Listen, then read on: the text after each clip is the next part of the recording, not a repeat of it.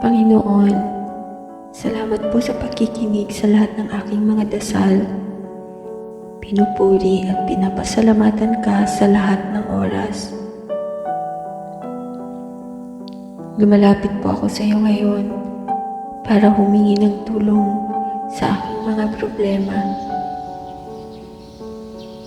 Panginoon, kung deserve ko man ang mga paghihirap na nararamdaman ko ngayon dahil sa mga maling desisyon ko sa buhay, huwag mo sana akong pababayaan kasi hindi ko kaya. Panginoon, kailangan po kita ngayon sa aking buhay.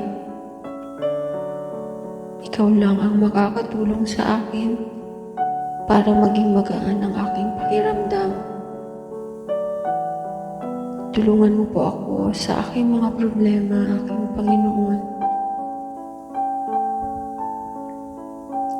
Hindi ko alam kung saan ako lalapit sa mga panahong parehong pagod ang aking isip at katawan. Minsan, wala akong mapagsabihan every time na hindi ako okay. Parang nag-iisa lang akong lumalaban sa buhay. Panginoon, bigyan mo sana ng liwanag ang aking madilim na mundo. Pinanghihinaan ako ng loob na lumaban muli sa buhay. Hindi ko alam kung saan ako patungo sa lahat ng mga ginagawa ko ngayon. Hindi alam kung lahat ba ng desisyon ko ay tama.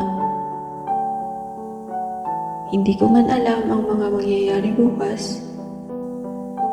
Isa lang ang alam ko, maniniwala at magtitiwala ako sa iyong mga pangako at kakapit ako sa iyong perfect timing. Mahirap man ang pinagdadaanan ko, pero aasa na magiging okay din ang lahat. Magtitiwala sa iyong mga plano na hindi ko ikakapahamak. Salamat Panginoon sa pakikinig sa aking mga dasal. Sa pangalan ni Jesus, Amen.